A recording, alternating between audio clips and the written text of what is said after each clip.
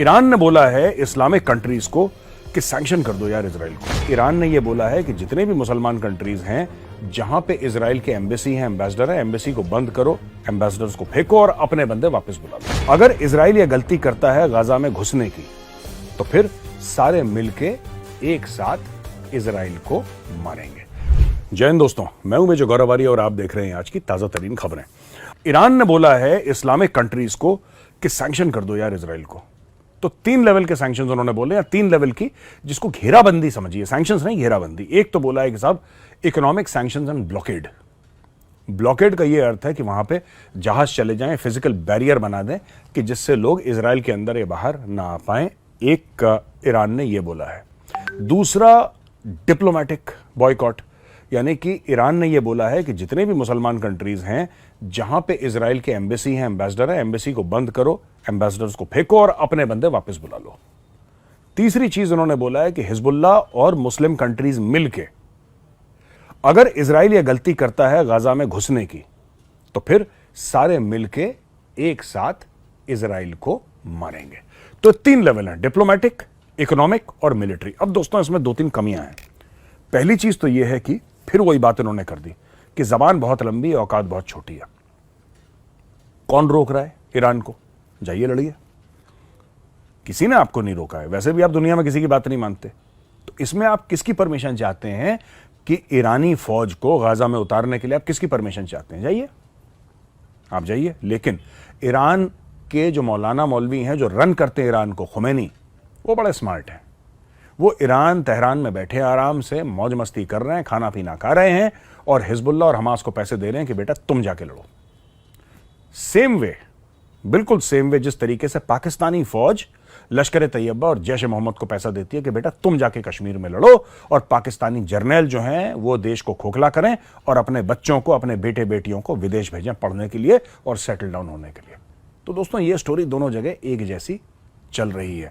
लेकिन इसके बाद एक बयान बहुत तगड़ा आया है जॉर्डन से और दूसरा बयान बहुत तगड़ा आया है इजिप्ट से। मैं वो बयान आपको पढ़वाता हूं। पहला देखिए, पहला बयान जो है ये आया है King Abdullah II। King Abdullah II हैं जॉर्डन के राजा, और जॉर्डन के राजा का यह कहना है कि this is a red line, यानी कि ये एक लक्ष्मण रेखा है। लक्ष्मण रेखा क्या है? लक्ष्मण रेखा यह है कि एक भी फिलिस्तीनी जॉर्डन के अंदर नहीं घुसेगा। कहां ईरान बात कर रहा है मुस्लिम उम्मा के एक होने की, इजराइल के ऊपर अटैक करने के लिए, और कहां जॉर्डन का राजा यह बोल रहा है कि एक भी फिलिस्तीनी नहीं घुसेगा। और उन्होंने बयान सिर्फ जॉर्डन के लिए नहीं दिया, उन्होंने इजिप्ट के लिए भी बयान एक दाग दिया। This is a red line, यह एक लक्ष्मण रेखा है। जॉर्डन के अंदर कोई रेफ्यूजी नहीं घुसेगा और इजिप्ट के अंदर भी, यानी कि मिस्र के अंदर भी कोई रेफ्यूजी नहीं घुसेगा। This is a situation that has to be handled with in Gaza and West Bank. इनका यह कहना है राजा का कि भाई जॉर्डन और वेस्ट बैंक के अंदर ही सिचुएशन आपको मैनेज करनी पड़ेगी और आपको दूसरे के कंधे का सहारा लेने की कोई जरूरत नहीं है। फिलिस्तीनियों को बोल रहे हैं, and you don't have to carry this out on the shoulder of others. दोस्तों मैंने आपको ब्लैक सितंबर के बारे में कल बताया था। मैंने आपको यह बताया था कि किस तरीके से इन लोगों ने, फिलिस्तीनियों ने, जब पिछली बार जॉर्डन के राजा ने 1970s में, जॉर्डन के राजा ने लेट 60s अर्ली 70s में जॉर्डन के राजा ने इनको जमीन दी, इनको बोला कि आओ हमारे मेहमान हो, तुम परेशान हो, इजराइल ने कोट अनकोट तुम्हारे ऊपर जुल्म करा है और तुम आ जाओ और भैया हमारे साथ रह लो, कोई बात नहीं। तो इन्होंने उसी राजा के खिलाफ अटैक कर दिया कि क्यों फिलिस्तीनी इजिप्ट के अंदर नहीं आ सकते, इजिप्ट बगल में है, पैदल चल के जा सकते हैं। मना कर दिया भाई ने, बोला नो, नॉट एट ऑल, भागो यहां से सबके सब, कोई नहीं आएगा। उन्होंने बोला यार देखो दिल में पूरा दर्द है यार, दिल में पूरा दर्द है। ट्विटर पे भी दर्द है, इंस्टाग्राम पे भी दर्द है, हर जगह दर्द है, ठीक है, दर्द की कोई कमी नहीं है। अब देखिए बयान क्या है इनका। ये कहते हैं यार जो पैलेस्टीनियन स्टेट बनना है, आप कह रहे हैं कि लोगों को इजिप्ट के अंदर ले लो, यानी कि मिस्र के अंदर ले लो। जब वहां पे उस जमीन पे लोग ही नहीं रहेंगे तो स्टेट कैसे बनेगा? मैं इसलिए उनकी मदद नहीं कर रहा हूं क्योंकि उनका दर्द मेरे दिल में है। दोस्तों इसको कहते हैं राजनीतिक बयान। इतना बड़ा राजनीतिक बयान दिया है प्रेसिडेंट अल सीसी ने, साफ कह दिया कि यू आर नॉट वेलकम। और जब उन्होंने बोला कि भाईजान हम क्यों नहीं आ सकते, तो उन्होंने बोला आप ही के भले के लिए कह रहा हूं कि मत आओ अंदर, क्योंकि आप अगर अपना मुल्क छोड़ दोगे तो वो मुल्क क्या रहेगा, बिना लोगों के क्या मुल्क। तो वहीं पे लड़ो, वहीं पे मरो, वहीं पे खपो। अच्छा, सऊदी अरब ने कितने ले लिए फिलिस्तीनी? 0। यूएई ने कितने फिलिस्तीनी ले लिए? 0। 2, 4, 5 इनके जो सीनियर लीडर हैं, 10-15 होंगे मैक्सिमम। हमास का कोई भी सीनियर लीडर गाजा में नहीं रहता, पैलेस्टीन में नहीं रहता। सब अलग अलग, कोई कतर में बैठा है, कोई तुर्की में बैठा है, कोई ईरान में बैठा है, कोई कहीं बैठा है, ये अलग अलग जगह बैठे हैं। लेकिन कोई भी उनका लीडर जहां पे लड़ाई हो रही है वहां पे नहीं बैठा। यह बात आपको इजराइल की अप्रिशिएट करनी पड़ेगी। इजराइल के सारे लीडर इजराइल में है, हमास के सारे लीडर बाहर हैं, रिमोट कंट्रोल से लड़ाई चल रही है, ठीक है। और इनके अलावा सब देशों ने मना कर दिया, कोई लेने को तैयार नहीं है। Nobody is willing to take Palestinians। मैं तो पाकिस्तान से रिक्वेस्ट करूंगा कि आपके दिल में इतना जिहाद है और आपके लिए आलम इस्लाम का इतना दर्द है आपके दिल में, तो आप करीब 4-5 लाख आप फिलिस्तीनी ले लें। आपके यहाँ रह पाएंगे, आप उनके साथ, आपके भाई हैं, हम मजहब हैं, आप जाइए और उनका भला करिए। जैसे आपने अफगानों को जगह दी थी, आप फिलिस्तीनियों को जगह दीजिए पाकिस्तान के अंदर।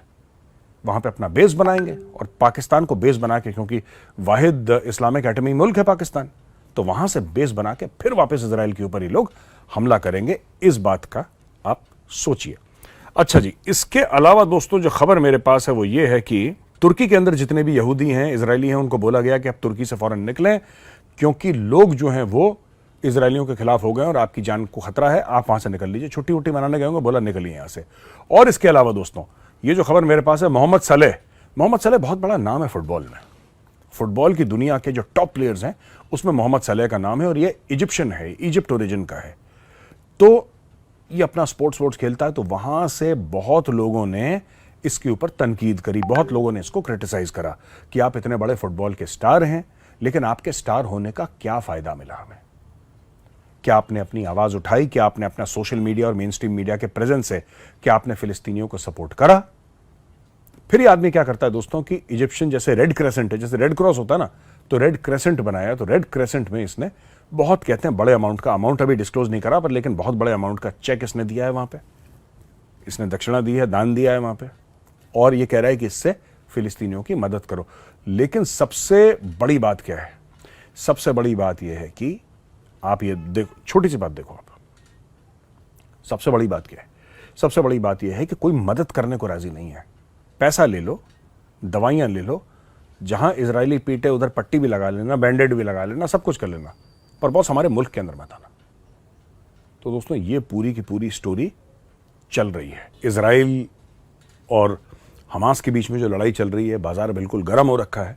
और इसमें क्या क्या किसने बोला, ये बड़ी इंटरेस्टिंग, जैसे जैसे दिन बीत रहे हैं दोस्तों, वैसे वैसे और इंटरेस्टिंग बातें होती जा रही हैं।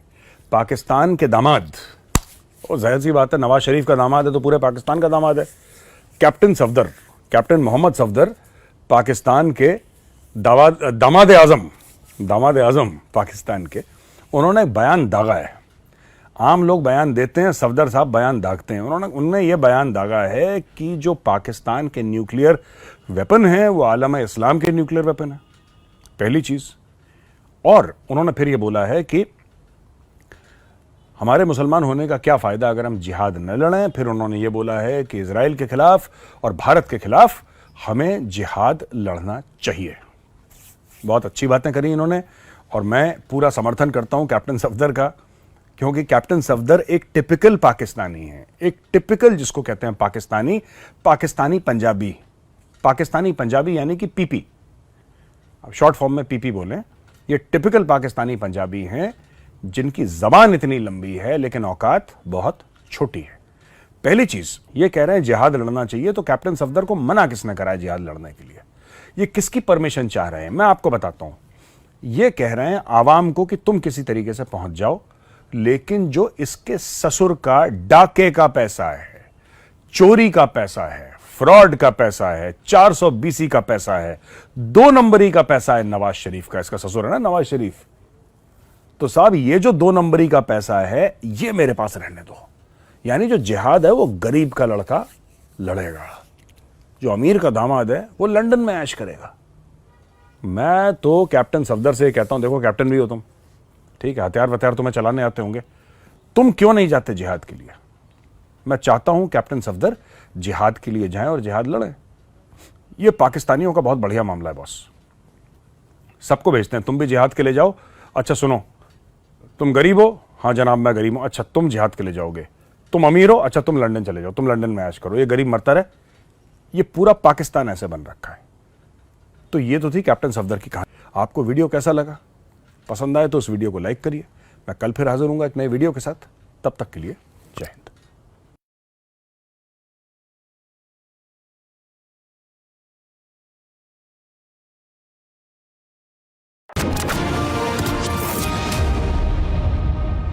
ईरान ने बोला है इस्लामिक कंट्रीज को कि सैंक्शन कर दो यार इजराइल को। ईरान ने यह बोला है कि जितने भी मुसलमान कंट्रीज हैं जहां पे इजराइल के एम्बेसी हैं, एम्बेसडर है, एम्बेसी को बंद करो, एम्बेसडर्स को फेंको और अपने बंदे वापस बुला लो। अगर इजराइल ये गलती करता है गाजा में घुसने की, तो फिर सारे मिलके एक साथ इजराइल को मारेंगे।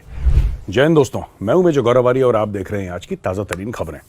ईरान ने बोला है इस्लामिक कंट्रीज को कि सैंक्शन कर दो यार इजराइल को। तो 3 लेवल के सैंक्शंस उन्होंने बोले, या 3 लेवल की, जिसको घेराबंदी समझिए, सैंक्शंस नहीं घेराबंदी। एक तो बोला है कि साहब economic sanctions and blockade. Blockade का ये अर्थ है कि वहां पे जहाज चले जाएं, फिजिकल बैरियर बना दें कि जिससे लोग इजराइल के अंदर या बाहर ना आ पाए। एक ईरान ने यह बोला है। दूसरा डिप्लोमेटिक बॉयकॉट, यानी कि ईरान ने यह बोला है कि जितने भी मुसलमान कंट्रीज हैं जहां पे इजराइल के एम्बेसी हैं, एम्बेसडर है, एम्बेसी को बंद करो, एम्बेसडर्स को फेंको और अपने बंदे वापस। तीसरी चीज उन्होंने बोला है कि हिजबुल्लाह और मुस्लिम कंट्रीज मिलकर बातचीत हुई है। अगर इजराइल ये गलती करता है गाजा में घुसने की, तो फिर ये सारे मिलके एक इससे पहले खबर ये मिली थी कि इजराइल तो 3 लेवल, डिप्लोमेटिक, इकोनॉमिक और मिलिट्री। अब दोस्तों इसमें 2-3 कमियां हैं। पहली चीज तो ये है कि फिर वही बात है कि जबान बहुत लंबी है, औकात बहुत छोटी है। फोन पर बात हुई है। कौन रोक रहा है ईरान को? जाइए लड़िए। किसी ने आपको नहीं रोका है। वैसे भी आप दुनिया में किसी की बात नहीं मानते। इसमें आप किसकी परमिशन चाहते हैं कि ईरानी फौज को गाजा में उतारने के लिए? आप किसकी परमिशन चाहते हैं? धुएं का गुबार दिखा है इससे पहले आप जाइए। लेकिन ईरान के जो मौलाना मौलवी हैं जो रन करते हैं ईरान को, खुमैनी, वो बड़े स्मार्ट हैं। वो ईरान तेहरान में बैठे आराम से मौज मस्ती कर रहे हैं, खाना पीना खा रहे हैं और हिजबुल्लाह और हमास को पैसे दे रहे हैं कि बेटा तुम जाके। अल्जीरिया में फोन पर बात हुई है। सेम वे, दोनों देशों के बिल्कुल सेम वे जिस तरीके से पाकिस्तानी फौज लश्कर तैयबा और जैश ए मोहम्मद को पैसा देती है कि बेटा तुम जाके कश्मीर में लड़ो, और पाकिस्तानी जर्नल जो हैं वो देश को खोखला करें और अपने बच्चों को, अपने बेटे बेटियों को विदेश भेजें पढ़ने के लिए और सेटल महमूद अब्बास ने फोन नहीं उठाया। दोस्तों ये स्टोरी दोनों जगह जानकारी मिल रही है कि चल रही है। लेकिन इसके बाद एक बयान बहुत तगड़ा आया है जॉर्डन से और दूसरा बयान बहुत तगड़ा आया है इजिप्ट से। मैं वो बयान आपको पढ़वाता हूं। पहला देखिए, पहला बयान जो है ये आया है King Abdullah II। King Abdullah II हैं जॉर्डन के राजा, और जॉर्डन के राजा का ये कहना है कि this is a red line, यानी कि ये एक लक्ष्मण रेखा है। लक्ष्मण रेखा क्या है? लक्ष्मण रेखा ये है कि एक भी फिलिस्तीनी जॉर्डन के अंदर नहीं है। कहां ईरान बात कर रहा है मुस्लिम उम्मा के एक होने की, इजराइल के ऊपर अटैक करने के लिए, और कहां जॉर्डन का राजा ये बोल रहा है कि एक भी फिलिस्तीनी नहीं घुसेगा। और उन्होंने बयान सिर्फ जॉर्डन के लिए नहीं दिया, उन्होंने इजिप्ट के लिए भी बयान एक दाग दिया। This is a red line, ये एक लक्ष्मण रेखा है। जॉर्डन के अंदर कोई रेफ्यूजी नहीं घुसेगा और इजिप्ट के अंदर भी, यानी कि मिस्र के अंदर भी कोई रेफ्यूजी नहीं घुसेगा। This is a situation that has to be handled with in Gaza and West Bank. इनका यह कहना है राजा का कि भाई जॉर्डन और वेस्ट बैंक के अंदर ही सिचुएशन आपको मैनेज करनी पड़ेगी और आपको दूसरे के कंधे का सहारा लेने की कोई जरूरत नहीं है। फिलिस्तीनियों को बोल रहे हैं, and you don't have to carry this out on the shoulder of others. दोस्तों मैंने आपको ब्लैक सितंबर के बारे में कल बताया था। मैंने आपको यह बताया था कि किस तरीके से इन लोगों ने, फिलिस्तीनियों ने, जब पिछली बार जॉर्डन के राजा ने 1970s में, जॉर्डन के राजा ने लेट 60s अर्ली 70s में जॉर्डन के राजा ने इनको जमीन दी, इनको बोला कि आओ हमारे मेहमान हो, तुम परेशान हो, इजराइल ने कोट अनकोट तुम्हारे ऊपर जुल्म करा है और तुम आ जाओ और भैया हमारे साथ रह लो, कोई बात नहीं। तो इन्होंने उसी राजा के खिलाफ अटैक करा, उसी के खिलाफ कार्रवाई करी, उसका तख्ता पलट करने की कोशिश करी। फिर ये 10 से लेकर 25,000 मारे गए थे। ब्लैक सितंबर मैंने आपको बताया था ना, वही स्टोरी। तो यही राजा का बाद वाला जो राजा है, आई थिंक इसी के फादर होंगे, लेकिन इस राजा ने साफ मना कर दिया खबरदार, जॉर्डन के इस कि एक बार भी बंदा आर नहीं पार आएगा की जंग फिलिस्तीन तय का। है। अच्छा जी, श्योर इजिप्ट होप, का प्रेसिडेंट रिपब्लिक अब्दुल फतेह अल सीसी ने जवाब दिया कि क्यों फिलिस्तीनी इजिप्ट के अंदर नहीं आ सकते। तो इजिप्ट बगल में लगातार है, संघर्ष जारी। पैदल चल के जा सकते हैं, मना कर दिया भाई ने। बोला नो, नॉट एट ऑल, भागो यहां से सबके सब, कोई नहीं आएगा। उन्होंने बोला यार देखो, दिल में पूरा चल दर्द रहा है, है। दिल में पूरा दर्द है। ट्विटर पे भी दर्द है, इंस्टाग्राम पे भी दर्द है, हर जगह दर्द है। ठीक है, दर्द की कोई कमी नहीं है। अब देखिए बयान क्या है इनका। ये कहते हैं यार जो पैलेस्टीनियन स्टेट बनना है, आप कह रहे हैं कि लोगों को इजिप्ट के अंदर ले लो, यानी कि मिस्र के अंदर ले लो। जब वहां पे उस जमीन पे लोग ही नहीं रहेंगे तो स्टेट कैसे बनेगा? मैं इसलिए उनकी मदद नहीं कर रहा हूं क्योंकि उनका दर्द मेरे दिल में है। दोस्तों, इसको कहते हैं राजनीतिक बयान। इतना बड़ा राजनीतिक बयान दिया है प्रेसिडेंट अल सीसी ने, साफ कह दिया कि यू आर नॉट वेलकम। और जब उन्होंने बोला कि भाईजान हम क्यों नहीं आ सकते, तो उन्होंने बोला आप ही के भले के लिए कह रहा हूं कि मत आओ अंदर, क्योंकि आप अगर अपना मुल्क छोड़ दोगे तो वो मुल्क क्या रहेगा, बिना लोगों के क्या मुल्क। तो वहीं पे लड़ो, वहीं पे मरो, वहीं पे खपो। अच्छा, सऊदी अरब ने कितने ले लिए फिलिस्तीनी? 0। यूएई ने कितने फिलिस्तीनी ले लिए? 0। 2, 4, 5 इनके जो सीनियर लीडर हैं, 10-15 होंगे मैक्सिमम। हमास का कोई भी सीनियर लीडर गाजा में नहीं रहता, पैलेस्टीन में नहीं रहता। सब अलग अलग, कोई कतर में बैठा है, कोई तुर्की में बैठा है, कोई ईरान में बैठा है, कोई कहीं बैठा है। ये अलग अलग जगह बैठे हैं, लेकिन कोई भी उनका लीडर जहां पे लड़ाई हो रही है वहां पे नहीं बैठा। यह बात आपको इजराइल की अप्रिशिएट करनी पड़ेगी। इजराइल के सारे लीडर इजराइल में है, हमास के सारे लीडर बाहर हैं, रिमोट कंट्रोल से लड़ाई चल रही है। ठीक है, और इनके अलावा सब देशों ने मना कर दिया, कोई लेने को तैयार नहीं है। Nobody is willing to take Palestinians। मैं तो पाकिस्तान से रिक्वेस्ट करूंगा कि आपके दिल में इतना जिहाद है और आपके लिए आलम इस्लाम का इतना दर्द है आपके दिल में, तो आप करीब 4-5 लाख आप फिलिस्तीनी ले लें। आपके यहाँ रह पाएंगे, आप उनके साथ, आपके भाई हैं, हम मजहब हैं, आप जाइए और उनका भला करिए। जैसे आपने अफगानों को जगह दी थी, आप फिलिस्तीनियों को जगह दीजिए पाकिस्तान के अंदर। वहां पे अपना बेस बनाएंगे और पाकिस्तान को बेस बना के, क्योंकि वाहिद इस्लामिक एटमी मुल्क है पाकिस्तान, तो वहां से बेस बना के फिर वापस इजराइल के ऊपर ही लोग हमला करेंगे। इस बात का आप सोचिए। अच्छा जी, इसके अलावा दोस्तों जो खबर मेरे पास है वो ये है कि तुर्की के अंदर जितने भी यहूदी हैं, इजरायली हैं, उनको बोला गया कि आप तुर्की से फौरन निकलें, क्योंकि लोग जो हैं वो इजरायलियों के खिलाफ हो गए और आपकी जान को खतरा है, आप वहां से निकल लीजिए। छुट्टी वुट्टी मनाने गए होंगे, बोला निकलिए यहां से। और इसके अलावा दोस्तों ये जो खबर मेरे पास है, मोहम्मद सलेह बहुत बड़ा नाम है फुटबॉल में। फुटबॉल की दुनिया के जो टॉप प्लेयर्स हैं उसमें मोहम्मद सलेह का नाम है, और ये इजिप्शियन है, इजिप्ट ओरिजिन का है। तो ये अपना स्पोर्ट्स खेलता है, तो वहां से बहुत लोगों ने इसके ऊपर तनकीद करी, बहुत लोगों ने इसको क्रिटिसाइज करा कि आप इतने बड़े फुटबॉल के स्टार हैं, लेकिन आपके स्टार होने का क्या फायदा मिला हमें? क्या आपने अपनी आवाज उठाई? क्या आपने अपना सोशल मीडिया और मेन स्ट्रीम मीडिया के प्रेजेंस से क्या आपने फिलिस्तीनियों को सपोर्ट करा? फिर ये आदमी क्या करता है दोस्तों कि इजिप्शियन जैसे रेड क्रेसेंट है, जैसे रेड क्रॉस होता है ना, तो रेड क्रेसेंट बनाया। तो रेड क्रेसेंट में इसने बहुत, कहते हैं बड़े अमाउंट का, अमाउंट अभी डिस्क्लोज नहीं करा, पर लेकिन बहुत बड़े अमाउंट का चेक इसने दिया है वहां पे, इसने दक्षिणा दी है, दान दिया है वहां पे, और ये कह रहा है कि इससे फिलिस्तीनियों की मदद करो। लेकिन सबसे बड़ी बात क्या है? सबसे बड़ी बात यह है कि आप ये देखो, छोटी सी बात देखो आप, सबसे बड़ी बात क्या है? सबसे बड़ी बात यह है कि कोई मदद करने को राजी नहीं है। पैसा ले लो, दवाइयां ले लो, जहां इजरायली पीटे उधर पट्टी भी लगा लेना, बैंडेड भी लगा लेना, सब कुछ कर लेना, पर बॉस हमारे मुल्क के अंदर मत आना।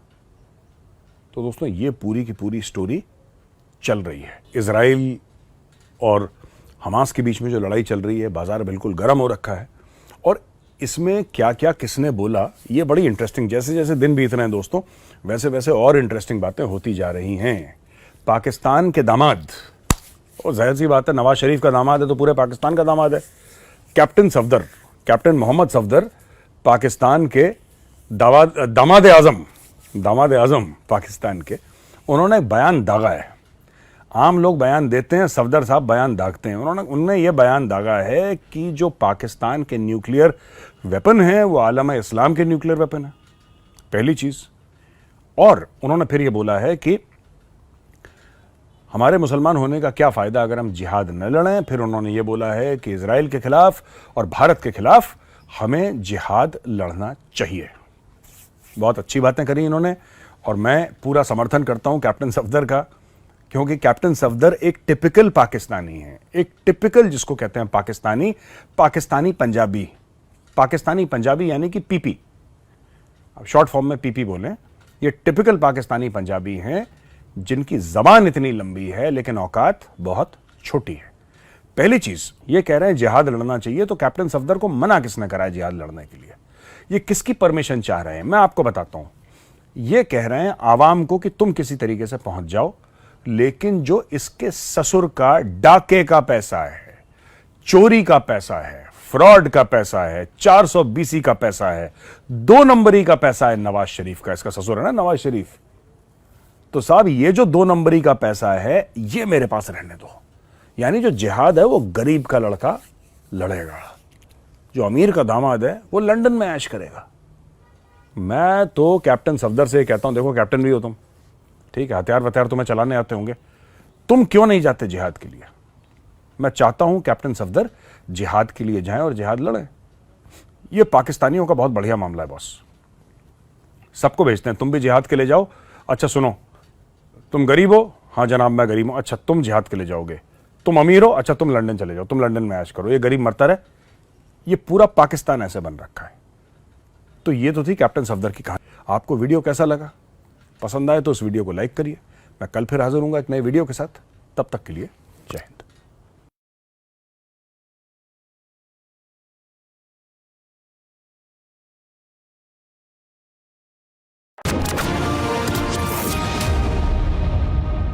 ईरान ने बोला है इस्लामिक कंट्रीज को कि सैंक्शन कर दो यार इजराइल को। ईरान ने यह बोला है कि जितने भी मुसलमान कंट्रीज हैं जहां पे इजराइल के एम्बेसी हैं, एम्बेसडर है, एम्बेसी को बंद करो, एम्बेसडर्स को फेंको और अपने बंदे वापस बुला लो। अगर इजराइल यह गलती करता है गाजा में घुसने की, तो फिर सारे मिलके एक साथ इजराइल को मारेंगे। जय हिंद दोस्तों, मैं हूं मेजर गौरवारी और आप देख रहे हैं आज की ताजा तरीन खबरें। ईरान ने बोला है इस्लामिक कंट्रीज को कि सैंक्शन कर दो यार इजराइल को। तो 3 लेवल के सैंक्शंस उन्होंने बोले, या 3 लेवल की, जिसको घेराबंदी समझिए, सैंक्शंस नहीं घेराबंदी। एक तो बोला है कि साहब economic sanctions and blockade. Blockade का ये अर्थ है कि वहां पे जहाज चले जाएं, फिजिकल बैरियर बना दें कि जिससे लोग इजराइल के अंदर या बाहर ना आ पाए। एक ईरान ने यह बोला है। दूसरा डिप्लोमेटिक बॉयकॉट, यानी कि ईरान ने यह बोला है कि जितने भी मुसलमान कंट्रीज हैं जहां पे इजराइल के एम्बेसी हैं, एम्बेसडर है, एम्बेसी को बंद करो, एम्बेसडर्स को फेंको और अपने बंदे वापस बुला लो। तीसरी चीज उन्होंने बोला है कि हिजबुल्लाह और मुस्लिम कंट्रीज मिलके अगर इजराइल यह गलती करता है गाजा में घुसने की, तो फिर सारे मिलके एक साथ इजराइल को मारेंगे। तो 3 लेवल हैं, डिप्लोमेटिक, इकोनॉमिक और मिलिट्री। अब दोस्तों इसमें 2-3 कमियां हैं। पहली चीज तो यह है कि फिर वही बात उन्होंने कर दी कि जबान बहुत लंबी है, औकात बहुत छोटी है।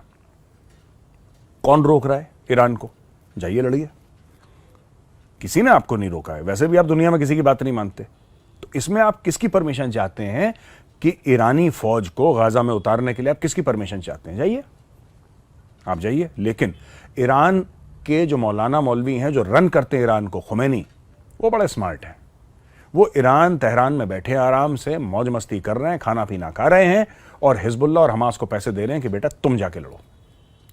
सेम वे, बिल्कुल सेम वे जिस तरीके से पाकिस्तानी फौज लश्कर तैयबा और जैश मोहम्मद को पैसा देती है कि बेटा तुम जाके कश्मीर में लड़ो, और पाकिस्तानी जर्नैल जो हैं वो देश को खोखला करें और अपने बच्चों को, अपने बेटे बेटियों को विदेश भेजें पढ़ने के लिए और सेटल डाउन होने के लिए। तो दोस्तों ये स्टोरी दोनों जगह एक जैसी चल रही है। लेकिन इसके बाद एक बयान बहुत तगड़ा आया है जॉर्डन से और दूसरा बयान बहुत तगड़ा आया है इजिप्ट से। मैं वो बयान आपको पढ़वाता हूं। पहला देखिए, पहला बयान जो है ये आया है King Abdullah II। King Abdullah II हैं जॉर्डन के राजा, और जॉर्डन के राजा का ये कहना है कि this is a red line, यानी कि ये एक लक्ष्मण रेखा है। लक्ष्मण रेखा क्या है? लक्ष्मण रेखा ये है कि एक भी फिलिस्तीनी जॉर्डन के अंदर नहीं घुसेगा। कहां ईरान बात कर रहा है मुस्लिम उम्मा के एक होने की, इजराइल के ऊपर अटैक करने के लिए, और कहां जॉर्डन का राजा यह बोल रहा है कि एक भी फिलिस्तीनी नहीं घुसेगा। और उन्होंने बयान सिर्फ जॉर्डन के लिए नहीं दिया, उन्होंने इजिप्ट के लिए भी बयान एक दाग दिया। This is a red line, यह एक लक्ष्मण रेखा है। जॉर्डन के अंदर कोई रेफ्यूजी नहीं घुसेगा और इजिप्ट के अंदर भी यानी कि मिस्र के अंदर भी कोई रेफ्यूजी नहीं घुसेगा। This is a situation that has to be handled with in Gaza and West Bank. इनका यह कहना है राजा का कि भाई जॉर्डन और वेस्ट बैंक के अंदर ही सिचुएशन आपको मैनेज करनी पड़ेगी और आपको दूसरे के कंधे का सहारा लेने की कोई जरूरत नहीं है। फिलिस्तीनियों को बोल रहे हैं, and you don't have to carry this out on the shoulder of others. दोस्तों, मैंने आपको ब्लैक सितंबर के बारे में कल बताया था। मैंने आपको यह बताया था कि किस तरीके से इन लोगों ने, फिलिस्तीनियों ने, जब पिछली बार जॉर्डन के राजा ने 1970s में, जॉर्डन के राजा ने लेट 60s अर्ली 70s में जॉर्डन के राजा ने इनको जमीन दी, इनको बोला कि आओ हमारे मेहमान हो, तुम परेशान हो, इजराइल ने कोट अनकोट तुम्हारे ऊपर जुल्म करा है और तुम आ जाओ और भैया हमारे साथ रह लो, कोई बात नहीं। तो इन्होंने उसी राजा के खिलाफ अटैक करा, उसी के खिलाफ कार्रवाई करी, उसका तख्ता पलट करने की कोशिश करी। फिर ये 10 से लेकर 25,000 मारे गए थे। ब्लैक सितंबर मैंने आपको बताया था ना, वही स्टोरी। तो यही राजा का बाद वाला जो राजा है, आई थिंक इसी के फादर होंगे उस वक्त, तो इस राजा ने साफ मना कर दिया जॉर्डन के कि एक भी बंदा नहीं आएगा फिलिस्तीन का। अच्छा जी, इजिप्ट का प्रेसिडेंट अब्दुल फतेह अल सीसी, अब्दुल फतेह अल सीसी ने जवाब दिया कि क्यों फिलिस्तीनी इजिप्ट के अंदर नहीं आ सकते, इजिप्ट बगल में है, पैदल चल के जा सकते हैं। मना कर दिया भाई ने, बोला नो, नॉट एट ऑल, भागो यहां से सबके सब, कोई नहीं आएगा। उन्होंने बोला यार देखो, दिल में पूरा दर्द है यार, दिल में पूरा दर्द है, ट्विटर पे भी दर्द है, इंस्टाग्राम पे भी दर्द है, हर जगह दर्द है, ठीक है, दर्द की कोई कमी नहीं है। अब देखिए बयान क्या है इनका। ये कहते हैं यार जो पैलेस्टीनियन स्टेट बनना है, आप कह रहे हैं कि लोगों को इजिप्ट के अंदर ले लो, यानी कि मिस्र के अंदर ले लो। जब वहां पे उस जमीन पे लोग ही नहीं रहेंगे तो स्टेट कैसे बनेगा? मैं इसलिए उनकी मदद नहीं कर रहा हूं क्योंकि उनका दर्द मेरे दिल में है। दोस्तों, इसको कहते हैं राजनीतिक बयान। इतना बड़ा राजनीतिक बयान दिया है प्रेसिडेंट अल सीसी ने, साफ कह दिया कि यू आर नॉट वेलकम। और जब उन्होंने बोला कि भाईजान हम क्यों नहीं आ सकते, तो उन्होंने बोला आप ही के भले के लिए कह रहा हूं कि मत आओ अंदर, क्योंकि आप अगर अपना मुल्क छोड़ दोगे तो वो मुल्क क्या रहेगा, बिना लोगों के क्या मुल्क, तो वहीं पे लड़ो, वहीं पे मरो, वहीं पे खपो। अच्छा, सऊदी अरब ने कितने ले लिए फिलिस्तीनी? 0। यूएई ने कितने फिलिस्तीनी ले लिए? 0। 2, 4, 5 इनके जो सीनियर लीडर हैं, 10-15 होंगे मैक्सिमम। हमास का कोई भी सीनियर लीडर गाजा में नहीं रहता, पैलेस्टीन में नहीं रहता। सब अलग अलग, कोई कतर में बैठा है, कोई तुर्की में बैठा है, कोई ईरान में बैठा है, कोई कहीं बैठा है, ये अलग अलग जगह बैठे हैं। लेकिन कोई भी उनका लीडर जहां पे लड़ाई हो रही है वहां पे नहीं बैठा। यह बात आपको इजराइल की अप्रिशिएट करनी पड़ेगी। इजराइल के सारे लीडर इजराइल में है, हमास के सारे लीडर बाहर हैं, रिमोट कंट्रोल से लड़ाई चल रही है, ठीक है। और इनके अलावा सब देशों ने मना कर दिया, कोई लेने को तैयार नहीं है।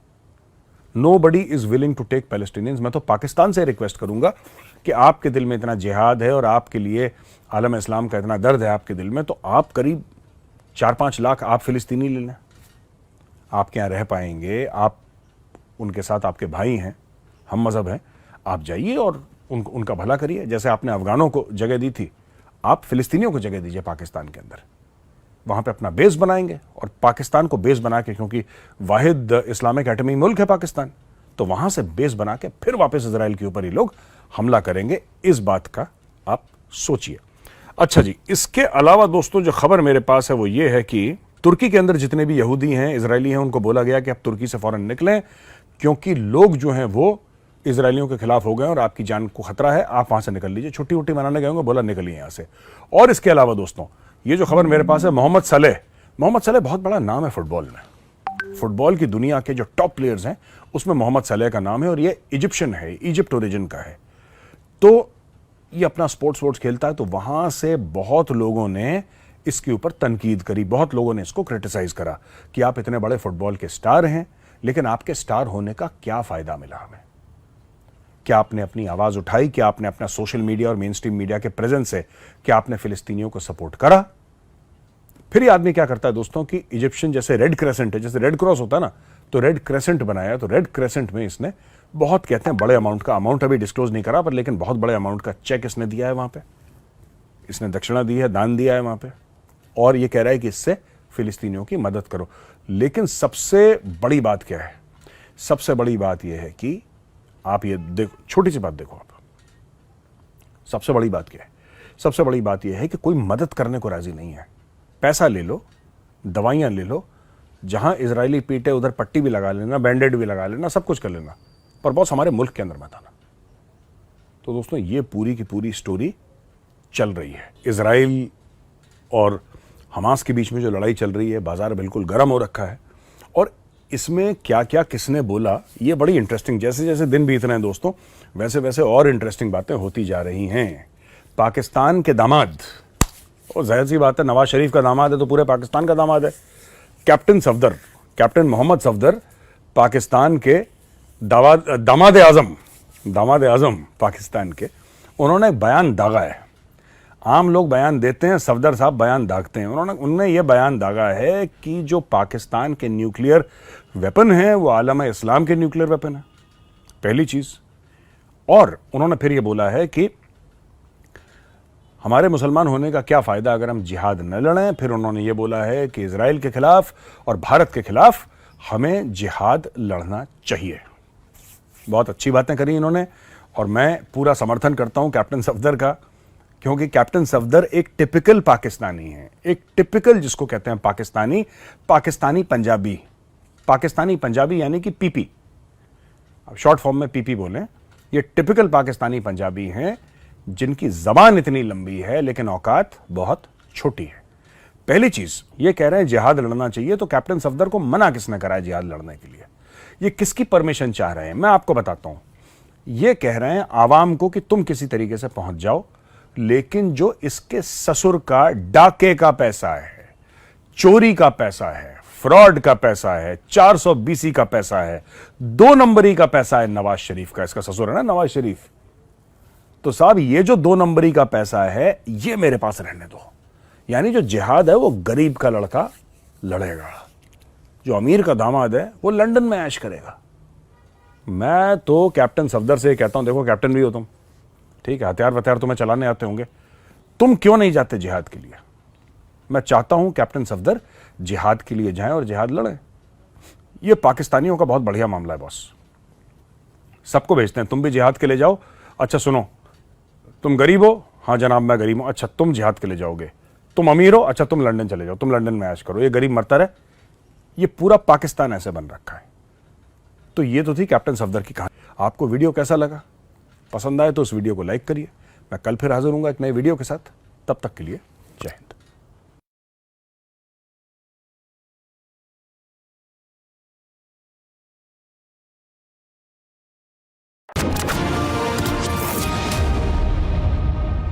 ईरान ने बोला है इस्लामिक कंट्रीज को कि सैंक्शन कर दो यार इजराइल को। ईरान ने यह बोला है कि जितने भी मुसलमान कंट्रीज हैं जहां पे इजराइल के एम्बेसी है, एम्बेसडर है, एम्बेसी को बंद करो, एम्बेसडर्स को फेंको और अपने बंदे वापस बुला लो। अगर इजराइल यह गलती करता है गाजा में घुसने की, तो फिर सारे मिलके एक साथ इजराइल को मारेंगे।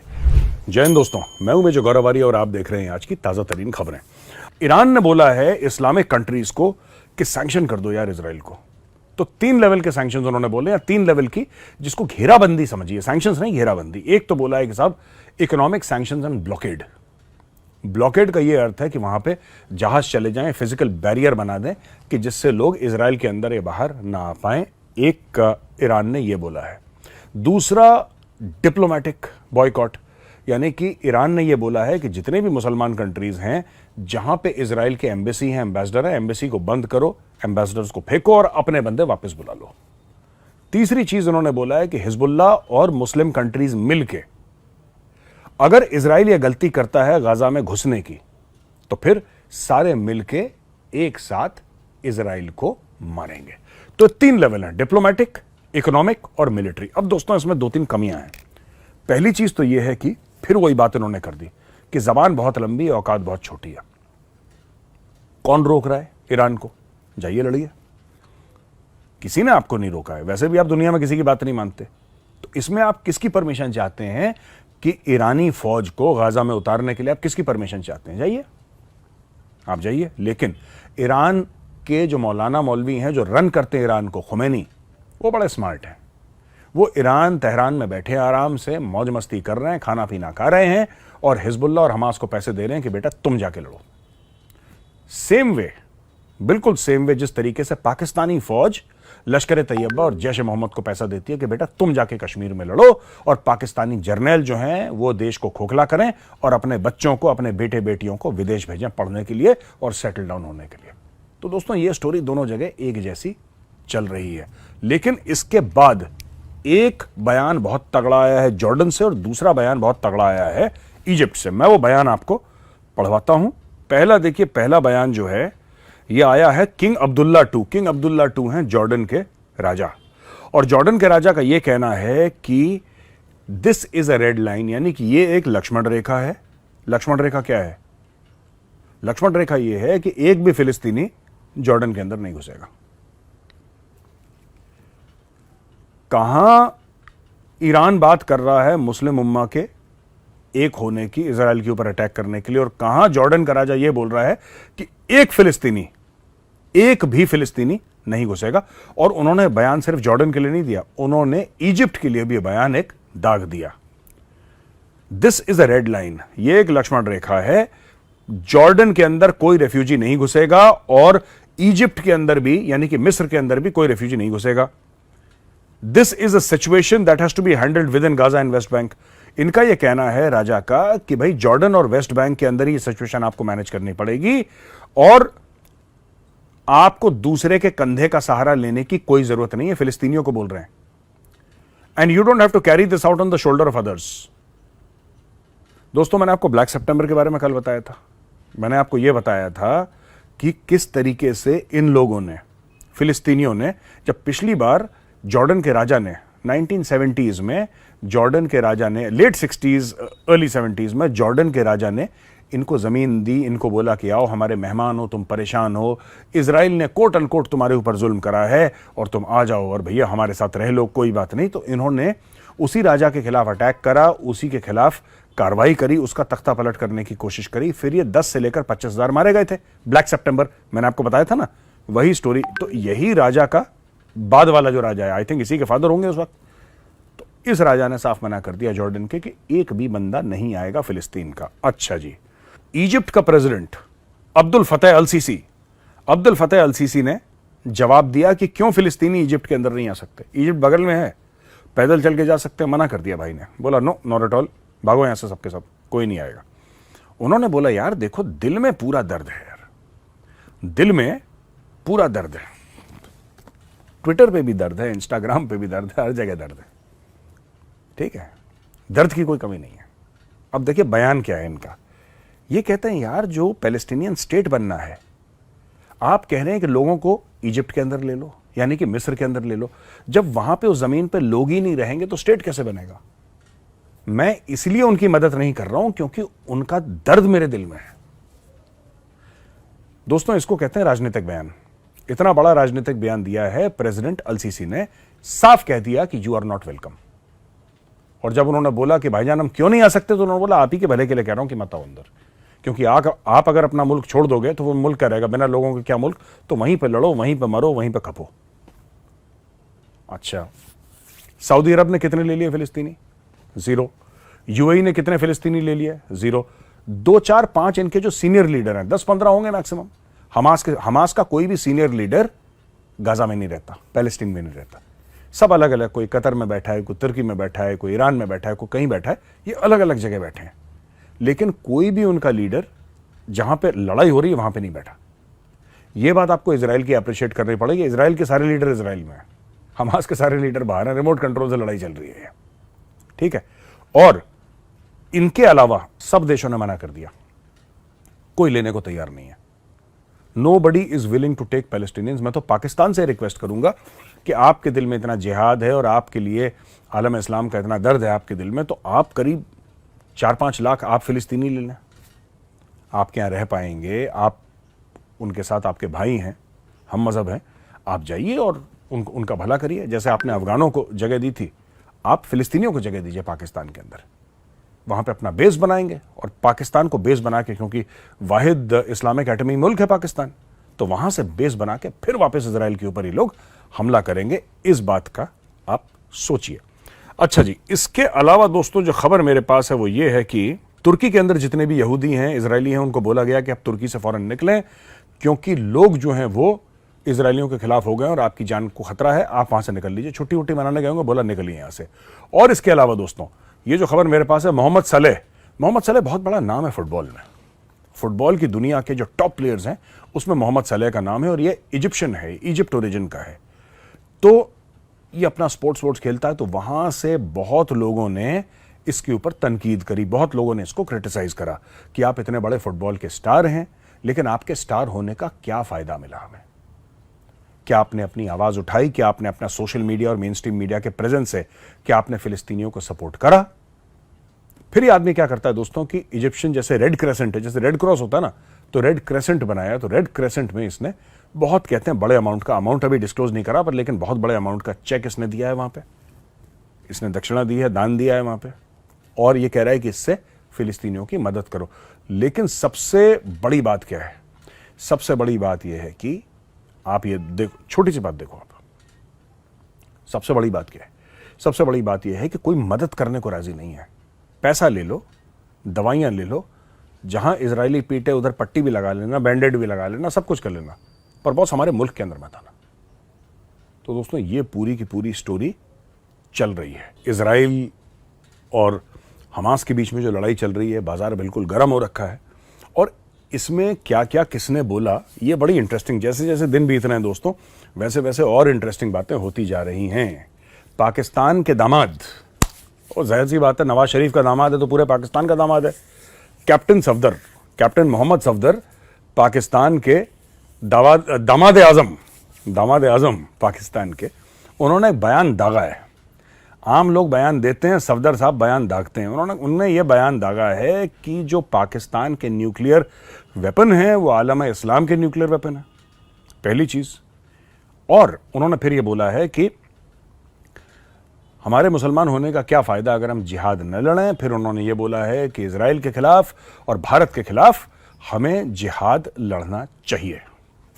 बहुत अच्छी बातें करी इन्होंने, और मैं पूरा समर्थन करता हूं कैप्टन सफदर का, क्योंकि कैप्टन सफदर एक टिपिकल पाकिस्तानी है, एक टिपिकल जिसको कहते हैं पाकिस्तानी पंजाबी यानी कि पीपी, अब शॉर्ट फॉर्म में पीपी बोलें। ये टिपिकल पाकिस्तानी पंजाबी हैं जिनकी जबान इतनी लंबी है लेकिन औकात बहुत छोटी है। पहली चीज ये कह रहे हैं जिहाद लड़ना चाहिए, तो कैप्टन सफदर को मना किसने करा है जिहाद लड़ने के लिए? ये किसकी परमिशन चाह रहे हैं? मैं आपको बताता हूं। ये कह रहे हैं आवाम को कि तुम किसी तरीके से पहुंच जाओ, लेकिन जो इसके ससुर का डाके का पैसा है, चोरी का पैसा है, फ्रॉड का पैसा है, 420 का पैसा है, 2 नंबरी का पैसा है नवाज शरीफ का, इसका ससुर है ना नवाज शरीफ, तो साहब ये जो 2 नंबरी का पैसा है ये मेरे पास रहने दो। यानी जो जिहाद है वो गरीब का लड़का लड़ेगा, जो अमीर का दामाद है वो लंदन में ऐश करेगा। मैं तो कैप्टन सफदर से कहता हूं, देखो कैप्टन भी हो तुम, ठीक है, हथियार तुम्हें चलाने आते होंगे, तुम क्यों नहीं जाते जिहाद के लिए? मैं चाहता हूं कैप्टन सफदर जिहाद के लिए जाएं और जिहाद लड़ें। ये पाकिस्तानियों का बहुत बढ़िया मामला है बॉस, सबको भेजते हैं, तुम भी जिहाद के लिए जाओ। अच्छा सुनो, तुम गरीब हो? हाँ जनाब मैं गरीब हूं। अच्छा तुम जिहाद के लिए जाओगे। तुम अमीर हो? अच्छा तुम लंदन चले जाओ, तुम लंदन में ऐश करो, ये गरीब मरता रहे। ये पूरा पाकिस्तान ऐसे बन रखा है। तो ये तो थी कैप्टन सफदर की कहानी। आपको वीडियो कैसा लगा? पसंद आए तो उस वीडियो को लाइक करिए। मैं कल फिर हाजिर हूंगा एक नए वीडियो के साथ, तब तक के लिए जय हिंद।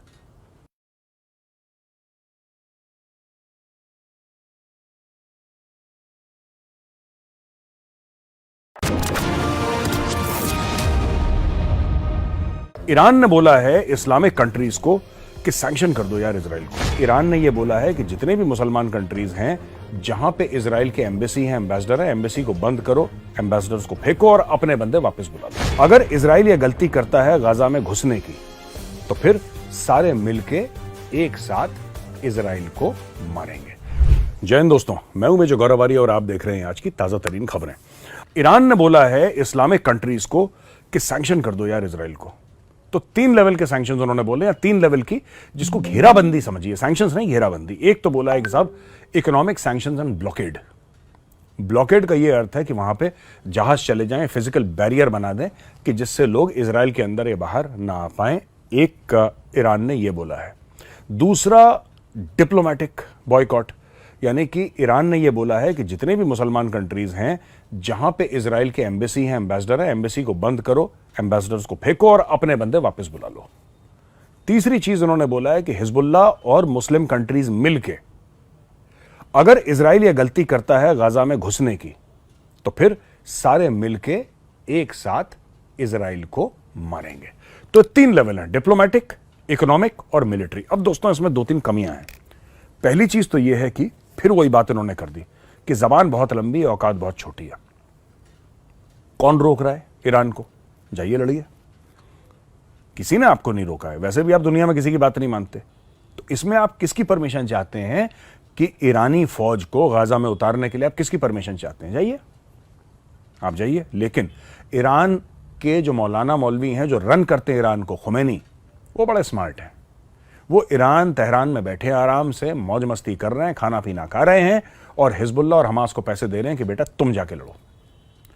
सेम वे, बिल्कुल सेम वे जिस तरीके से पाकिस्तानी फौज लश्कर तैयबा और जैश मोहम्मद को पैसा देती है कि बेटा तुम जाके कश्मीर में लड़ो, और पाकिस्तानी जर्नैल जो हैं वो देश को खोखला करें और अपने बच्चों को, अपने बेटे बेटियों को विदेश भेजें पढ़ने के लिए और सेटल डाउन होने के लिए। तो दोस्तों ये स्टोरी दोनों जगह एक जैसी चल रही है। लेकिन इसके बाद एक बयान बहुत तगड़ा आया है जॉर्डन से और दूसरा बयान बहुत तगड़ा आया है इजिप्ट से। मैं वो बयान आपको पढ़वाता हूं। पहला देखिए, पहला बयान जो है ये आया है King Abdullah II। King Abdullah II हैं जॉर्डन के राजा, और जॉर्डन के राजा का यह कहना है कि this is a red line, यानी कि ये एक लक्ष्मण रेखा है। लक्ष्मण रेखा क्या है? लक्ष्मण रेखा यह है कि एक भी फिलिस्तीनी जॉर्डन के अंदर नहीं घुसेगा। कहां ईरान बात कर रहा है मुस्लिम उम्मा के एक होने की, इजराइल के ऊपर अटैक करने के लिए, और कहां जॉर्डन का राजा यह बोल रहा है कि एक भी फिलिस्तीनी नहीं घुसेगा। और उन्होंने बयान सिर्फ जॉर्डन के लिए नहीं दिया, उन्होंने इजिप्ट के लिए भी बयान एक दाग दिया। This is a red line, यह एक लक्ष्मण रेखा है। जॉर्डन के अंदर कोई रेफ्यूजी नहीं घुसेगा और इजिप्ट के अंदर भी, यानी कि मिस्र के अंदर भी कोई रेफ्यूजी नहीं घुसेगा। This is a situation that has to be handled with in Gaza and West Bank. इनका यह कहना है राजा का कि भाई जॉर्डन और वेस्ट बैंक के अंदर ही सिचुएशन आपको मैनेज करनी पड़ेगी और आपको दूसरे के कंधे का सहारा लेने की कोई जरूरत नहीं है। फिलिस्तीनियों को बोल रहे हैं, and you don't have to carry this out on the shoulder of others. दोस्तों मैंने आपको ब्लैक सितंबर के बारे में कल बताया था। मैंने आपको यह बताया था कि किस तरीके से इन लोगों ने, फिलिस्तीनियों ने, जब पिछली बार जॉर्डन के राजा ने 1970s में, जॉर्डन के राजा ने, लेट 60s अर्ली 70s में जॉर्डन के राजा ने इनको जमीन दी, इनको बोला कि आओ हमारे मेहमान हो, तुम परेशान हो, इजराइल ने कोट अनकोट तुम्हारे ऊपर जुल्म करा है और तुम आ जाओ और भैया हमारे साथ रह लो, कोई बात नहीं। तो इन्होंने उसी राजा के खिलाफ अटैक करा, उसी के खिलाफ कार्रवाई करी, उसका तख्ता पलट करने की कोशिश करी। फिर ये 10 से लेकर 25,000 मारे गए थे। ब्लैक सितंबर मैंने आपको बताया था ना, वही स्टोरी। तो यही राजा का बाद वाला जो राजा है, आई थिंक इसी के फादर होंगे उस वक्त, तो इस राजा ने साफ मना कर दिया जॉर्डन के कि एक भी बंदा नहीं आएगा फिलिस्तीन का। अच्छा जी, इजिप्ट का प्रेसिडेंट अब्दुल फतेह अल सीसी, अब्दुल फतेह अल सीसी ने जवाब दिया कि क्यों फिलिस्तीनी इजिप्ट के अंदर नहीं आ सकते, इजिप्ट बगल में है, पैदल चल के जा सकते हैं। मना कर दिया भाई ने, बोला नो, नॉट एट ऑल, भागो यहां से सबके सब, कोई नहीं आएगा। उन्होंने बोला यार देखो दिल में पूरा दर्द है यार, दिल में पूरा दर्द है, ट्विटर पे भी दर्द है, इंस्टाग्राम पे भी दर्द है, हर जगह दर्द है, ठीक है, दर्द की कोई कमी नहीं है। अब देखिए बयान क्या है इनका, ये कहते हैं यार जो पैलेस्टीनियन स्टेट बनना है, आप कह रहे हैं कि लोगों को इजिप्ट के अंदर ले लो, यानी कि मिस्र के अंदर ले लो, जब वहां पे उस जमीन पे लोग ही नहीं रहेंगे तो स्टेट कैसे बनेगा। मैं इसलिए उनकी मदद नहीं कर रहा हूं क्योंकि उनका दर्द मेरे दिल में है। दोस्तों इसको कहते हैं राजनीतिक बयान। इतना बड़ा राजनीतिक बयान दिया है प्रेसिडेंट अल सीसी ने, साफ कह दिया कि यू आर नॉट वेलकम। और जब उन्होंने बोला कि भाईजान हम क्यों नहीं आ सकते, तो उन्होंने बोला आप ही के भले के लिए कह रहा हूं कि मत आओ अंदर, क्योंकि आप अगर अपना मुल्क छोड़ दोगे तो वो मुल्क क्या रहेगा, बिना लोगों के क्या मुल्क, तो वहीं पे लड़ो, वहीं पे मरो, वहीं पे खपो। अच्छा, सऊदी अरब ने कितने ले लिए फिलिस्तीनी? 0। यूएई ने कितने फिलिस्तीनी ले लिए? 0। 2, 4, 5 इनके जो सीनियर लीडर हैं, 10-15 होंगे मैक्सिमम। हमास का कोई भी सीनियर लीडर गाजा में नहीं रहता, पैलेस्टीन में नहीं रहता। सब अलग अलग, कोई कतर में बैठा है, कोई तुर्की में बैठा है, कोई ईरान में बैठा है, कोई कहीं बैठा है, ये अलग अलग जगह बैठे हैं, लेकिन कोई भी उनका लीडर जहां पे लड़ाई हो रही है वहां पे नहीं बैठा। ये बात आपको इजराइल की अप्रिशिएट करनी पड़ेगी। इजराइल के सारे लीडर इजराइल में हैं, हमास के सारे लीडर बाहर हैं, रिमोट कंट्रोल से लड़ाई चल रही है, ठीक है। और इनके अलावा सब देशों ने मना कर दिया, कोई लेने को तैयार नहीं है। Nobody is willing to take Palestinians। मैं तो पाकिस्तान से रिक्वेस्ट करूंगा कि आपके दिल में इतना जिहाद है और आपके लिए आलम इस्लाम का इतना दर्द है आपके दिल में, तो आप करीब 4-5 लाख आप फिलिस्तीनी ले लें, आपके यहाँ रह पाएंगे, आप उनके साथ, आपके भाई हैं, हम मजहब हैं, आप जाइए और उनका भला करिए। जैसे आपने अफगानों को जगह दी थी, आप फिलिस्तीनियों को जगह दीजिए पाकिस्तान के अंदर, वहां पे अपना बेस बनाएंगे। और पाकिस्तान को बेस बना के, क्योंकि वाहिद इस्लामिक एटमी मुल्क है पाकिस्तान, तो वहां से बेस बना के फिर वापस इजराइल के ऊपर ही लोग हमला करेंगे। इस बात का आप सोचिए। अच्छा जी, इसके अलावा दोस्तों जो खबर मेरे पास है वो ये है कि तुर्की के अंदर जितने भी यहूदी हैं, इजरायली हैं, उनको बोला गया कि आप तुर्की से फौरन निकलें, क्योंकि लोग जो हैं वो इजरायलियों के खिलाफ हो गए और आपकी जान को खतरा है, आप वहां से निकल लीजिए। छुट्टी वुट्टी मनाने गए होंगे, बोला निकलिए यहां से। और इसके अलावा दोस्तों ये जो खबर मेरे पास है, मोहम्मद सलेह बहुत बड़ा नाम है फुटबॉल में, फुटबॉल की दुनिया के जो टॉप प्लेयर्स हैं उसमें मोहम्मद सलेह का नाम है, और ये इजिप्शियन है, इजिप्ट ओरिजिन का है। तो ये अपना स्पोर्ट्स खेलता है, तो वहां से बहुत लोगों ने इसके ऊपर तनकीद करी, बहुत लोगों ने इसको क्रिटिसाइज करा कि आप इतने बड़े फुटबॉल के स्टार हैं, लेकिन आपके स्टार होने का क्या फायदा मिला हमें? क्या आपने अपनी आवाज उठाई? क्या आपने अपना सोशल मीडिया और मेन स्ट्रीम मीडिया के प्रेजेंस से क्या आपने फिलिस्तीनियों को सपोर्ट करा? फिर ये आदमी क्या करता है दोस्तों कि इजिप्शियन जैसे रेड क्रेसेंट है, जैसे रेड क्रॉस होता है ना, तो रेड क्रेसेंट बनाया। तो रेड क्रेसेंट में इसने बहुत, कहते हैं बड़े अमाउंट का, अमाउंट अभी डिस्क्लोज नहीं करा, पर लेकिन बहुत बड़े अमाउंट का चेक इसने दिया है वहां पे, इसने दक्षिणा दी है, दान दिया है वहां पे, और ये कह रहा है कि इससे फिलिस्तीनियों की मदद करो। लेकिन सबसे बड़ी बात क्या है? सबसे बड़ी बात यह है कि आप ये देखो, छोटी सी बात देखो आप, सबसे बड़ी बात क्या है? सबसे बड़ी बात यह है कि कोई मदद करने को राजी नहीं है। पैसा ले लो, दवाइयां ले लो, जहां इजरायली पीटे उधर पट्टी भी लगा लेना, बैंडेड भी लगा लेना, सब कुछ कर लेना, पर बॉस हमारे मुल्क के अंदर मत आना। तो दोस्तों ये पूरी की पूरी स्टोरी चल रही है। इजराइल और हमास के बीच में जो लड़ाई चल रही है, बाजार बिल्कुल गर्म हो रखा है, और इसमें क्या क्या किसने बोला ये बड़ी इंटरेस्टिंग, जैसे जैसे दिन बीत रहे हैं दोस्तों, वैसे वैसे और इंटरेस्टिंग बातें होती जा रही हैं। पाकिस्तान के दामाद, और जाहिर सी बात है नवाज शरीफ का दामाद है तो पूरे पाकिस्तान का दामाद है, कैप्टन सफदर, कैप्टन मोहम्मद सफदर, पाकिस्तान के दामाद आजम पाकिस्तान के, उन्होंने एक बयान दागा है। आम लोग बयान देते हैं, सफदर साहब बयान दागते हैं। उन्होंने ये बयान दागा है कि जो पाकिस्तान के न्यूक्लियर वेपन है वो आलम इस्लाम के न्यूक्लियर वेपन है, पहली चीज। और उन्होंने फिर ये बोला है कि हमारे मुसलमान होने का क्या फायदा अगर हम जिहाद न लड़ें। फिर उन्होंने ये बोला है कि इजराइल के खिलाफ और भारत के खिलाफ हमें जिहाद लड़ना चाहिए। बहुत अच्छी बातें करी इन्होंने, और मैं पूरा समर्थन करता हूं कैप्टन सफदर का, क्योंकि कैप्टन सफदर एक टिपिकल पाकिस्तानी है, एक टिपिकल जिसको कहते हैं पाकिस्तानी पंजाबी यानी कि पीपी, अब शॉर्ट फॉर्म में पीपी बोलें। ये टिपिकल पाकिस्तानी पंजाबी हैं जिनकी जबान इतनी लंबी है लेकिन औकात बहुत छोटी है। पहली चीज ये कह रहे हैं जिहाद लड़ना चाहिए, तो कैप्टन सफदर को मना किसने करा है जिहाद लड़ने के लिए? ये किसकी परमिशन चाह रहे हैं? मैं आपको बताता हूं। ये कह रहे हैं आवाम को कि तुम किसी तरीके से पहुंच जाओ, लेकिन जो इसके ससुर का डाके का पैसा है, चोरी का पैसा है, फ्रॉड का पैसा है, 420 का पैसा है, 2 नंबरी का पैसा है नवाज शरीफ का, इसका ससुर है ना नवाज शरीफ, तो साहब ये जो 2 नंबरी का पैसा है ये मेरे पास रहने दो। यानी जो जिहाद है वो गरीब का लड़का लड़ेगा, जो अमीर का दामाद है वो लंदन में ऐश करेगा। मैं तो कैप्टन सफदर से कहता हूं, देखो कैप्टन भी हो तुम, ठीक है, हथियार वथियार तुम्हें चलाने आते होंगे, तुम क्यों नहीं जाते जिहाद के लिए? मैं चाहता हूं कैप्टन सफदर जिहाद के लिए जाएं और जिहाद लड़ें। ये पाकिस्तानियों का बहुत बढ़िया मामला है बॉस, सबको भेजते हैं, तुम भी जिहाद के लिए जाओ। अच्छा सुनो, तुम गरीब हो? हाँ जनाब मैं गरीब हूं। अच्छा तुम जिहाद के लिए जाओगे। तुम अमीर हो? अच्छा तुम लंदन चले जाओ, तुम लंदन में ऐश करो, ये गरीब मरता रहे। ये पूरा पाकिस्तान ऐसे बन रखा है। तो ये तो थी कैप्टन सफदर की कहानी। आपको वीडियो कैसा लगा? पसंद आए तो उस वीडियो को लाइक करिए, मैं कल फिर हाजिर हूंगा एक नए वीडियो के साथ। तब तक के लिए जय हिंद।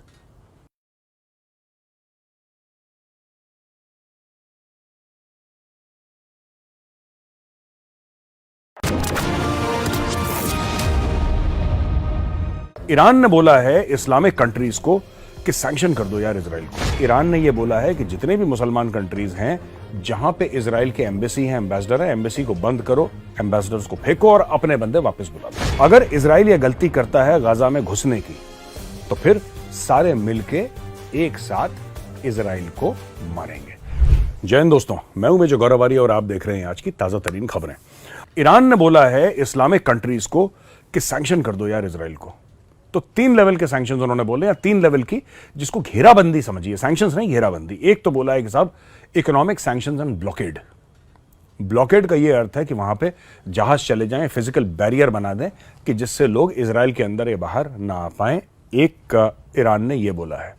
दूसरा डिप्लोमेटिक बॉयकॉट, यानी कि ईरान ने यह बोला है कि जितने भी मुसलमान कंट्रीज हैं जहां पे इजराइल के एम्बेसी हैं, एम्बेसडर है, एम्बेसी को बंद करो, एम्बेसडर्स को फेंको और अपने बंदे वापस बुला लो। तीसरी चीज उन्होंने बोला है कि हिजबुल्लाह और मुस्लिम कंट्रीज मिलके अगर इजराइल यह गलती करता है गाजा में घुसने की, तो फिर सारे मिलके एक साथ इजराइल को मारेंगे। तो 3 लेवल हैं, डिप्लोमेटिक, इकोनॉमिक और मिलिट्री। अब दोस्तों इसमें 2-3 कमियां हैं। पहली चीज तो यह है कि फिर वही बात इन्होंने कर दी कि जबान बहुत लंबी है, औकात बहुत छोटी है। कौन रोक रहा है ईरान को? जाइए लड़िए। किसी ने आपको नहीं रोका है। वैसे भी आप दुनिया में किसी की बात नहीं मानते, तो इसमें आप किसकी परमिशन चाहते हैं कि ईरानी फौज को गाजा में उतारने के लिए आप किसकी परमिशन चाहते हैं? जाइए, आप जाइए। लेकिन ईरान के जो मौलाना मौलवी हैं जो रन करते हैं ईरान को, खुमैनी, वो बड़े स्मार्ट हैं। वो ईरान तेहरान में बैठे आराम से मौज मस्ती कर रहे हैं, खाना पीना खा रहे हैं और हिजबुल्लाह और हमास को पैसे दे रहे हैं कि बेटा तुम जाके लड़ो। सेम वे, बिल्कुल सेम वे जिस तरीके से पाकिस्तानी फौज लश्कर तैयबा और जैश मोहम्मद को पैसा देती है कि बेटा तुम जाके कश्मीर में लड़ो, और पाकिस्तानी जर्नैल जो हैं वो देश को खोखला करें और अपने बच्चों को, अपने बेटे बेटियों को विदेश भेजें पढ़ने के लिए और सेटल डाउन होने के लिए। तो दोस्तों ये स्टोरी दोनों जगह एक जैसी चल रही है। लेकिन इसके बाद एक बयान बहुत तगड़ा आया है जॉर्डन से और दूसरा बयान बहुत तगड़ा आया है इजिप्ट से। मैं वो बयान आपको पढ़वाता हूं। पहला देखिए, पहला बयान जो है ये आया है King Abdullah II। King Abdullah II हैं जॉर्डन के राजा, और जॉर्डन के राजा का ये कहना है कि this is a red line, यानी कि ये एक लक्ष्मण रेखा है।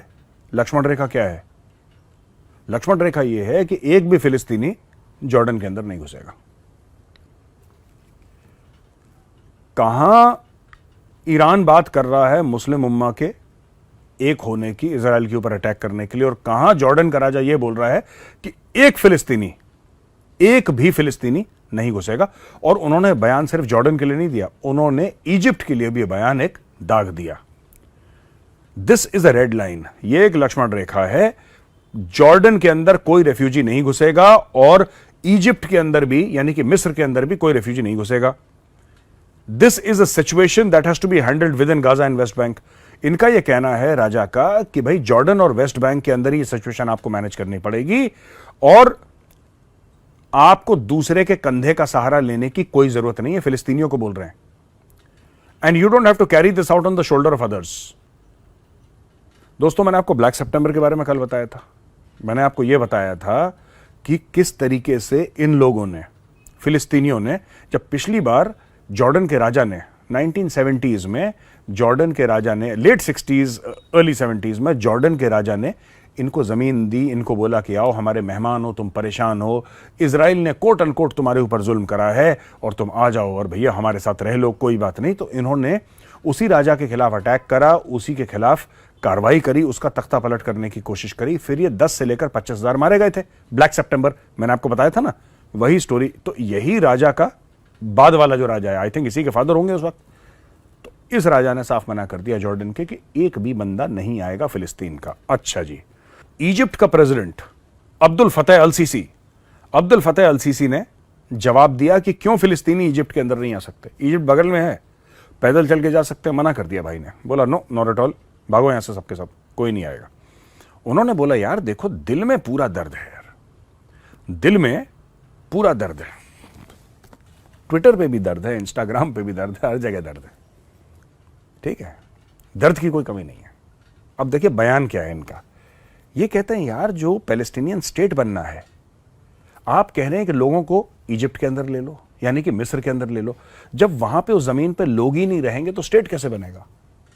मैं इसलिए उनकी मदद नहीं कर रहा हूं क्योंकि उनका दर्द मेरे दिल में है। दोस्तों, इसको कहते हैं राजनीतिक बयान। इतना बड़ा राजनीतिक बयान दिया है प्रेसिडेंट अल सीसी ने, साफ कह दिया कि यू आर नॉट वेलकम। और जब उन्होंने बोला कि भाईजान हम क्यों नहीं आ सकते, तो उन्होंने बोला आप ही के भले के लिए कह रहा हूं कि मत आओ अंदर, क्योंकि आप अगर अपना मुल्क छोड़ दोगे तो वो मुल्क क्या रहेगा, बिना लोगों के क्या मुल्क? तो वहीं पे लड़ो, वहीं पे मरो, वहीं पे खपो। अच्छा, सऊदी अरब ने कितने ले लिए फिलिस्तीनी? 0। यूएई ने कितने फिलिस्तीनी ले लिए? 0। 2, 4, 5 इनके जो सीनियर लीडर हैं, 10-15 होंगे मैक्सिमम। हमास का कोई भी सीनियर लीडर गाजा में नहीं रहता, पैलेस्टीन में नहीं रहता। सब अलग अलग, कोई कतर में बैठा है, कोई तुर्की में बैठा है, कोई ईरान में बैठा है, कोई कहीं बैठा है, ये अलग अलग जगह बैठे हैं। लेकिन कोई भी उनका लीडर जहां पे लड़ाई हो रही है वहां पे नहीं बैठा। यह बात आपको इजराइल की अप्रिशिएट करनी पड़ेगी। इजराइल के सारे लीडर इजराइल में है, हमास के सारे लीडर बाहर हैं, रिमोट कंट्रोल से लड़ाई चल रही है। ठीक है, और इनके अलावा सब देशों ने मना कर दिया, कोई लेने को तैयार नहीं है। Nobody is willing to take Palestinians। मैं तो पाकिस्तान से रिक्वेस्ट करूंगा कि आपके दिल में इतना जिहाद है और आपके लिए आलम इस्लाम का इतना दर्द है आपके दिल में, तो आप करीब 4-5 लाख आप फिलिस्तीनी ले लें। आपके यहाँ रह पाएंगे, आप उनके साथ, आपके भाई हैं, हम मजहब हैं, आप जाइए और उनका भला करिए। जैसे आपने अफगानों को जगह दी थी, आप फिलिस्तीनियों को जगह दीजिए पाकिस्तान के अंदर।